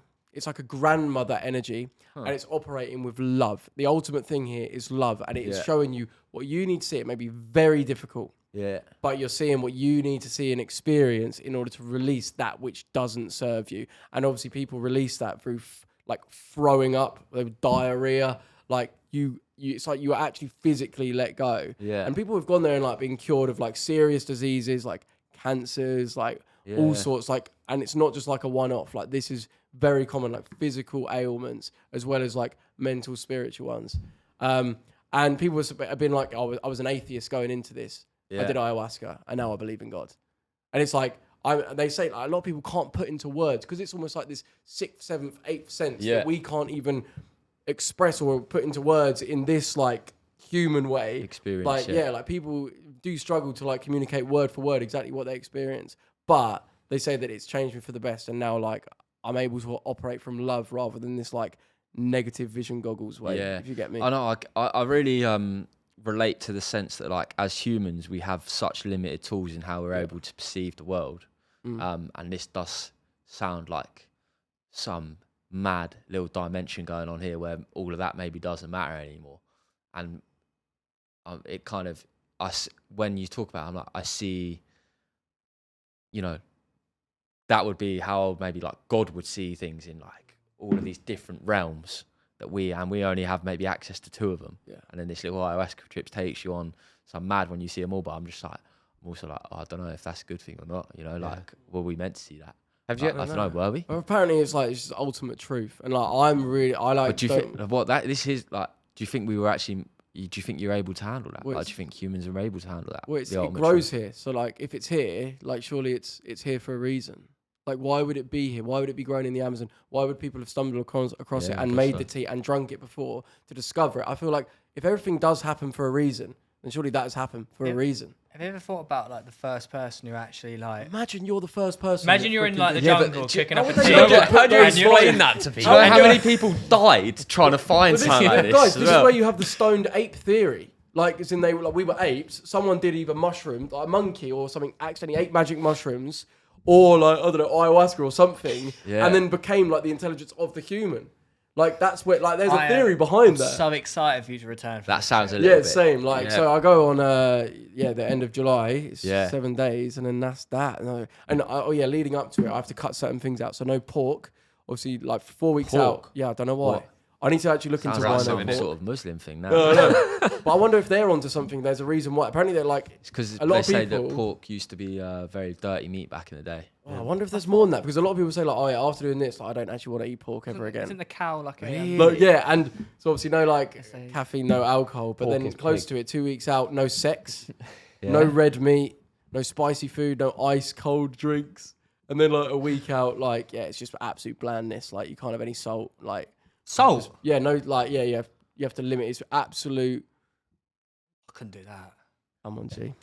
But yeah, Mate, I'm super interested to hear how that goes, man. Yeah, same. Have It's you so ever exciting. done psychedelics? Or anything? No. What's your relationship like with alcohol? It's all right now. Yeah. Do you drink?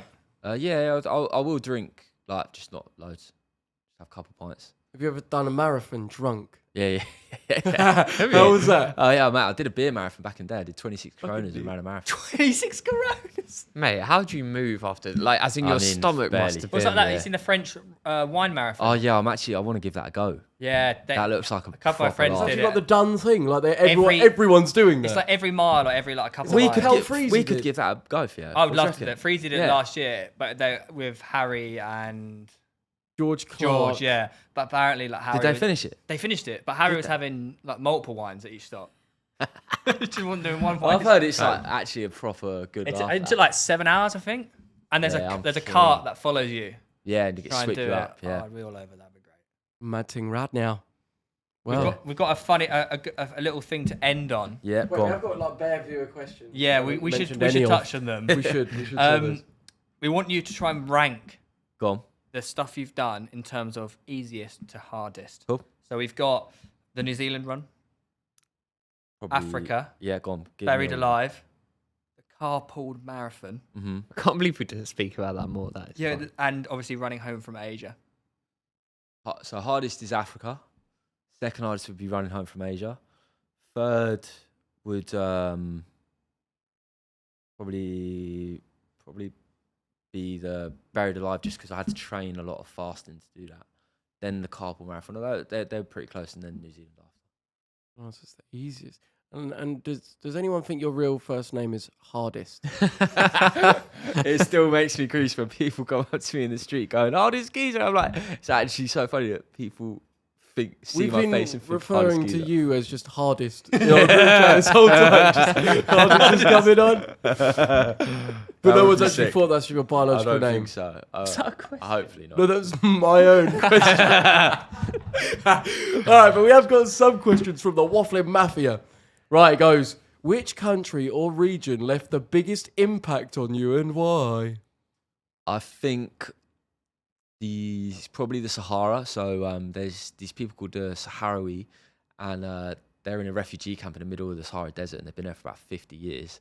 And I've never experienced a group of people that were so welcoming, hospitable, and literally treated me like I was family.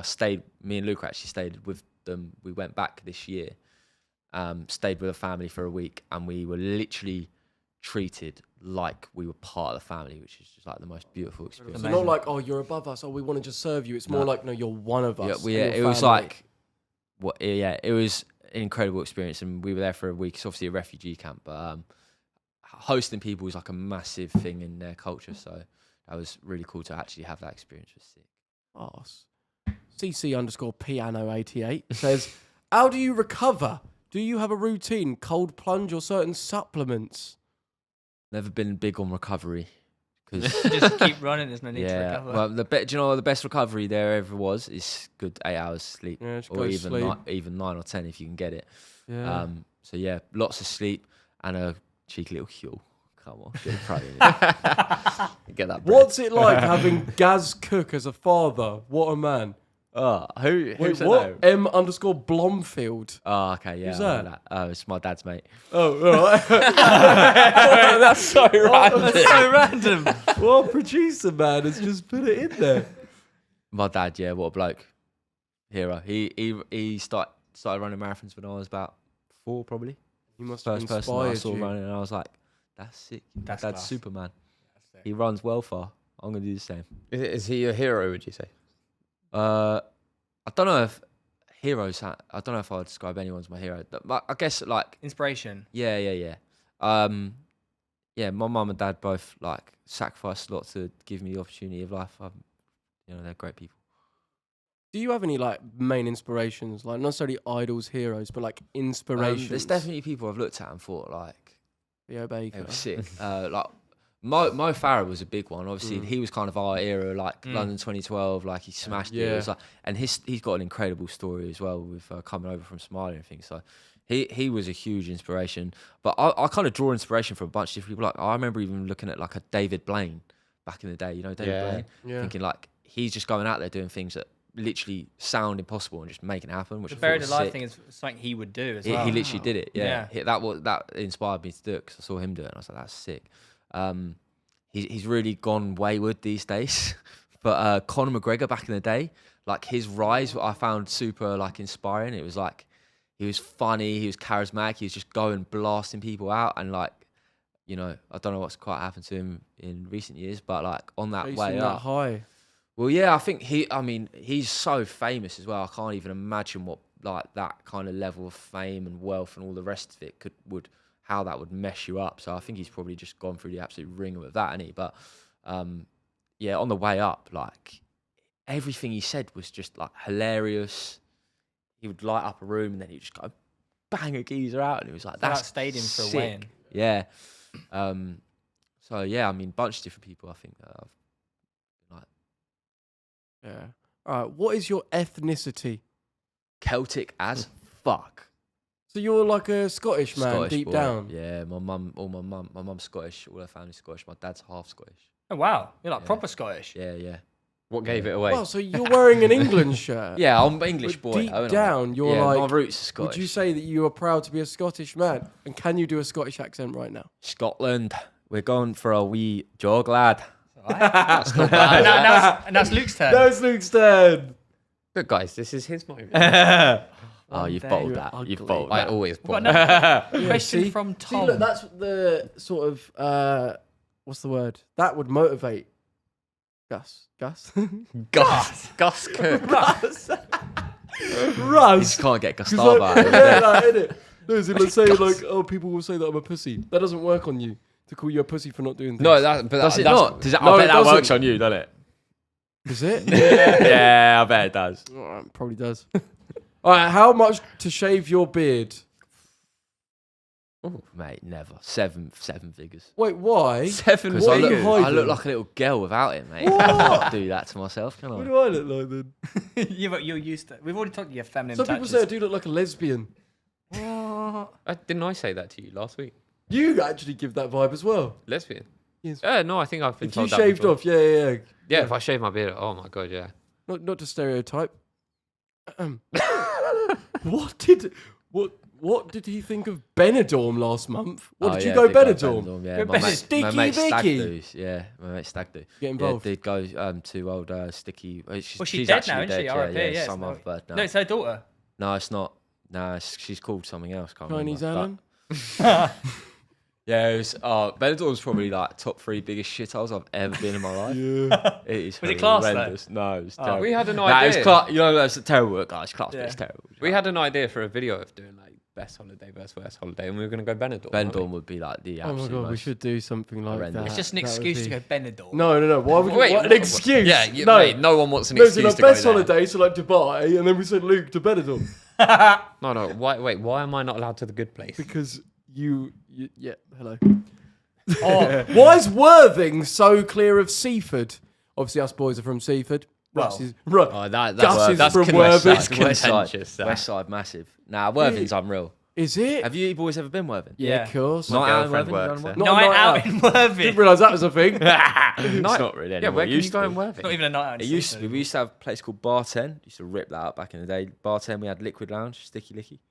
Licky. Not quite the trick. What about you? What was your voice local night Trek. out? Cameo shut well, down now. That's easy. Cameo shut down. Mate, Cameo there's shut down. no nightclub. Was it you saying this? Yeah, no nightclub between Brighton and Hastings. In Hastings, there's one Crypt. Really? But yeah, nothing in It's all Eastbourne, Brighton nothing now. in Seaford, I didn't nothing know in Cameo shut Peacehaven. down. We had the Trek in Seaford, which was our like go to when we were Yeah. younger because it's free entry.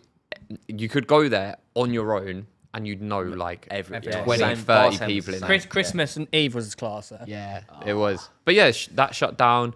Atlantis and Eastbourne shut down. There was what was the new one? Embassy. Embassy, yeah, That- What but cocktail there's club something was that? going on. Actually, no, I probably shouldn't say that. Some You can drug keep thing this going in, on, but isn't there? it's open once a year. Let's put it that way.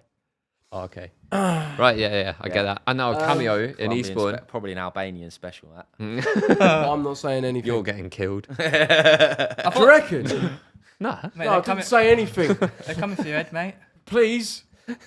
Anyways. This one from Peter. Oh, quite I a thought good I was one. the quiz master. It's master.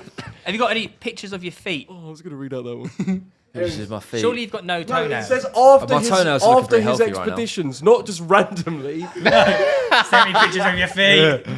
No, not really. You didn't lose any nails? Oh no, I did. Yeah, but Broken they're growing back now.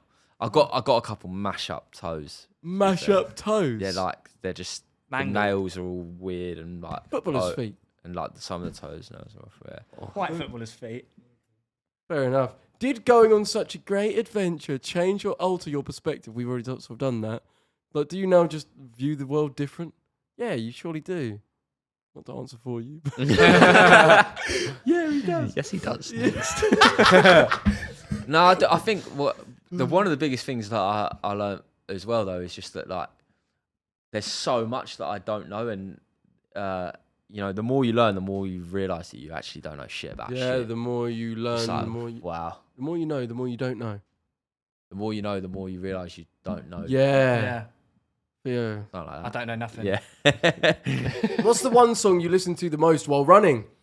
Kitty. by Joe Bella. Have you ever listened to That would make him go I home. probably have heard Kitty at some point. Whilst Running Africa? Oh, not whilst running. Oh, Africa. fuck. That would be well cool. Make him feel small. The song Make to make him want to quit. go home. Soft Play Everything and Nothing was like probably my biggest Africa tune. Banger. Sick. Yeah. I got a sick playlist though, boys. Yeah, I saw Oh, wait, you put it on that. your story or something Yeah, recently, yeah, didn't 100 you? Yeah. hours deep now. Fucking hell. Jesus Christ. Yeah, but you Mad need it, I thing. guess, don't you? Have you ever... Oh, I was going to say, you know, like, really quickly, you know, like when you're in like the middle of Africa, Yeah. you got signal. Nah, not a lot. Yeah. So Yeah. you got to have it downloaded offline. Yeah. Yeah, of course, bro. But it's all these little things that I've got so many questions. The little things Yeah. that no one will ask. I've got to be the voice of like, Yeah, you're asking the big questions. That's all right. Heavy People- hitters. yeah. Yeah. Have you ever done a bubbly to stay hydrated on a long run? A bubbly. Oh, What's a bubbly? welcome to Wafflin, my friend. Um, Weller will tell you. He okay. does it with his mates. Well, I mean, I've never done anything.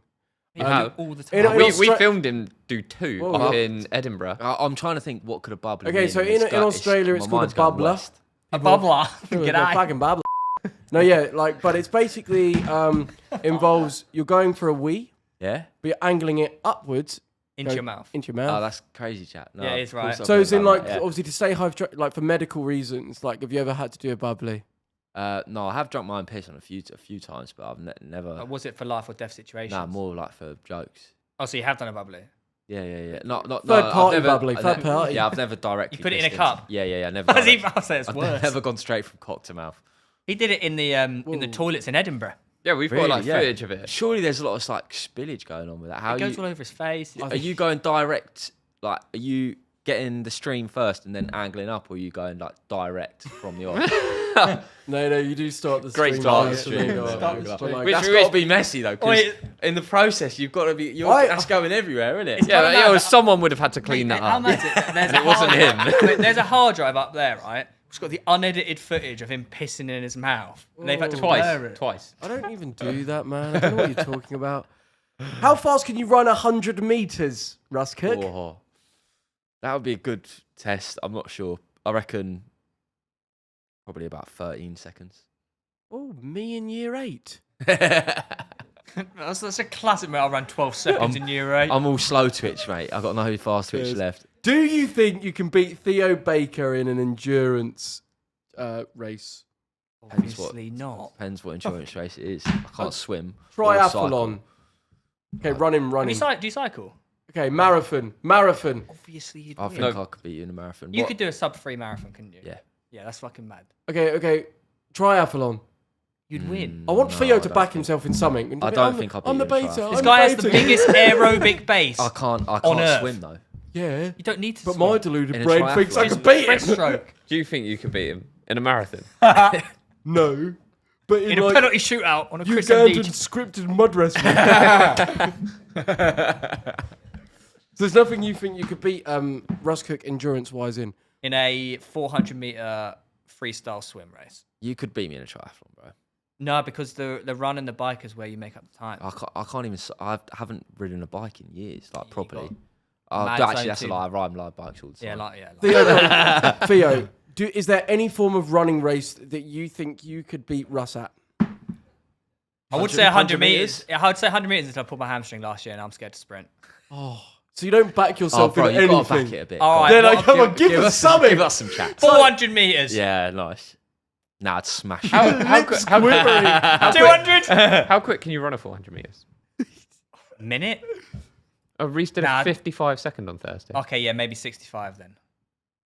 55 second 400 meter. I have no idea how fast I can run Wild. 400 meters. You know, is a fun fact which is really interesting. Go on. The 400 meters is the hardest athletic event I can imagine that. scientifically. What, more than like kabaddi? Did you ever play that at school? Didn't you just used to go 400 around is that- saying it? so- constantly? Scientifically, why? Because you're Puppet Is that because kabaddi. they'll still have to do mileage to? because in the actual race, you first he doesn't give a fuck. No, what I do? It's science, mate. It just my red light came on, so I gave a First look. 200 meters, you're going. Your body's built for it. Yeah. To 300 meters, you build up the lactate, which is now at so high that your body says stop. Yeah. And then the last 100 meters is you're not actually meant to be physically running because your body has so much lactate, you actually should stop. So that last 100 meters, you're hanging on for dear life. But it's way more science than how I've just dumbed it down for like brains like you. So it's 400 meters, hardest athletic event to do. And you think you can beat hardest geezer? No, I got 200 meters. Oh, hurdles, long jump, Yeah, I'm sure. So long jump, high jump. See, what would be good is if we did like extra waffling content, and we now just after this quickly did a race in the street, I'm and not see pulling who my wins. hamstring. I'm not pulling my. We can arrange something. That'd be class, wouldn't it? 100 meters. Got to have a go down at the the road. beer mile. Yeah, That- I'm up that's for the that. one. I'm That up is for actually that. just like all of those like legit questions, like done. Is there anything else? So I actually dreamt. Do you know your resting heart? Do you know I your actually resting did. heart rate? What is it, Sri Lanka? At the moment, it's about Or are 40. we I think. separate combos? 40. Do you even hear that? What? Resting heart rate's 40. 40 right now. 44. Wait, Mine. whilst you're sitting having chats. Luke's Wait, up for them what's tonight. mine? Did you like track your recovery? In and stuff? Africa, my rest heart rate's That's 30. 30 BPM. Yeah, yeah. Just doing 12 hours of zone 2 I every remember day for a year. there was one evening I looked at my watch and it was 30 and I was like, oh, this is probably... Mine's currently You've got the- 73. You're excited. 30 is like dangerously low. Or is it just Yeah, you're just yeah. a I've actually elite- always had quite a naturally That's low 67. heart rate. An elite Right now. heart It's because rate. I'm quite animated. Yeah. Fact. Every 2 seconds. Is it like foam roll or anything? Nah. Massage? Nah, don't like being touched. Really? Save the best bits for Mate, last. you're mental. Think about doing 12 hours of zone 2 every day for a year. Yeah, he's a crackhead. Good mate. aerobic base, that I'd say. Do you meditate? Do you Running know your what? I meditation. used to a lot, and I've slacked off a lot recently, which is bad. But I do meditate whilst I'm running, I guess. Yeah, because I would have thought you must be in a meditative state. I remember Yeah. doing like mushrooms once, and I remember thinking, this is how hardest Geyser is doing Africa right now. Yeah. He's in a meditative state, and it just all dawned on me what state you must be feeling. I almost felt exactly. It was so weird. I felt exactly what you'd be feeling whilst you were running. That's why I was in Thailand. It's weird. I basically spent a year, like my life, like basically dictated by Russ. Yeah, I actually remember how like inspired you were. And when we were speaking about bringing Wafflin back, you were talking about guests, and you were like the number one. Yeah, that was the first name on the list. Oh, unreal. Oh. Yeah. You're not sick. listening to just headphones, or you got no headphones sometimes on these I runs. do no iPhone sometimes, yeah.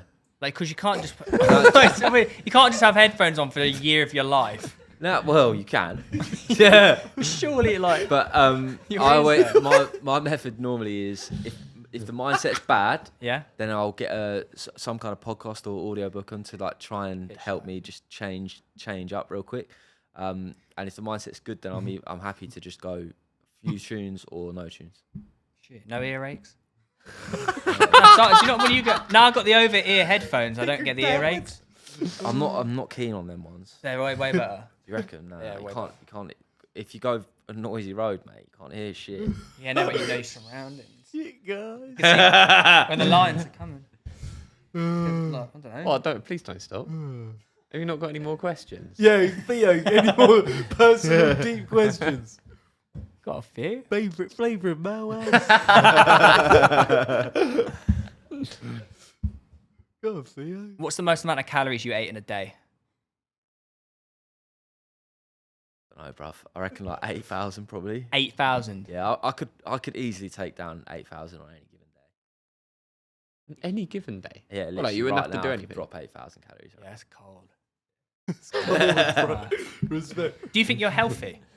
Oh, that's actually, I like that one. Do I think I'm healthy? Pretty healthy. I'd say like 7 out of 10. Were you I healthy? eat a lot of shit. That Were is you healthy my during downfall. your expeditions? Terrible stuff. I mean, actually, very unhealthy, really, isn't it? Yeah. Yeah, I mean, what you put your body through in that whole time is. So you said you're like sort of injured at the moment. Are you? And you're getting like scans done. What is it? Your knees? Shins? No, my knees are actually fine. My wild. my lower leg, right leg, was playing up a lot in New Zealand, and I just want to get scanned because you just I don't even know. A lot. I also just worry about like my pain receptors because I don't even know if things are broken. It's all been skewed Yeah, now. You I don't don't know even what's know painful what's and what's painful not. or not, or broken or not. Or I just don't even know. You do know your So I just VO2 need to go and max. get it scanned. No, it was before got it done before Africa. It was like I think it was 64. Before Africa was 64. Is that good? Pretty like. What's wild. yours? When I did it a year ago, it's like 56.8. Is higher better? Yeah. But VO2 max is for like fast Yeah. runners. So like Yeah. 5K people will have like 70 or something. Yeah. I've never done one. It probably Do one. fucking. I'm looking forward suck. to the challenges you're doing on these videos. That's gonna be really exciting. Yeah. Gas for it. You're inspiring the world, man. We need more people like Russ. We actually do. Yeah, we do. It's true. Do we wrap it there? Yeah. Yeah. Are you sad that I you're don't want it like? to be over. It's like when Christmas Day is We coming to could- an end. I'm sure we could find like a bunch of other stuff to talk about. To be fair, we probably could rabbit on Just- all day. Yeah, sometimes that's the problem. Yeah. And just carry on for too long. I feel like, don't know. I feel like it would be sick for us to do something with you, like some sort of challenge video, like us. I would love With you. to. Oh, We should do some type of like adventurous challenge or something. Running the length of the smallest country in the world. Reeve's just done that in a video. What, Vatican City? He's done 3 of the. Well, I don't want to ruin his video. We just have. I just have. He done Just say it. he's done 3 countries in 3 days. Oh, so a completely different video idea. Shout out Reeve. There you go. No, but something around like competing Yeah, I against feel- each other. Would you do high rocks? I've never done one. I'd give it a go. I'm not very strong, so I might. What is it? Weightlifting and stuff like that? What? No, it'd be like ski erg, then run, I've never then even done that. freaking I'd have on. to do it. Wait, do you boys do it? Well, we've started Four or like five. 3 times. Just run me through the technique of it all, and then we'll give it a bash. Eh? Oh yeah, he's my teammate against you. No. I get Russ, you get Luke. Fine. Cheers. We sound happy about that. Nice. I thought you'd be upset. Mate, I don't know how good at that I'd be.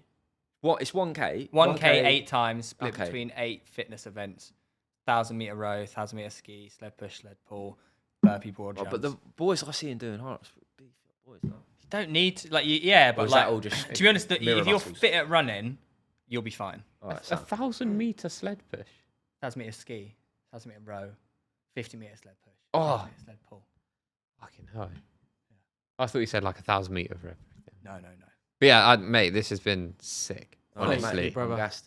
All right, Cheers then, for you having me, lot. boys. Who do we want on next? Let us know. Louis Theroux? Paul McKenna will make you thin? I don't know. Do you remember that? Do you remember that? You remember that? My mum used to have that CD Yeah. where he'd like hypnotise you Yeah, skinny. like hypnotise you to be. I bet to get a hypnotist would be class. Yeah, I hypnotise you to get. A lot of waffle that though, innit? Yeah. Do you reckon? I think so.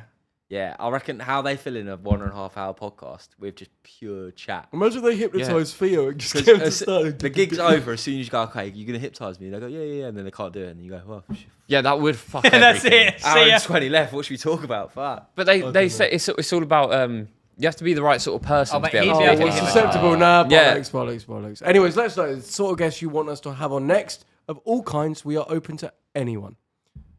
Have a good Christmas. We'll see you next time. Peace.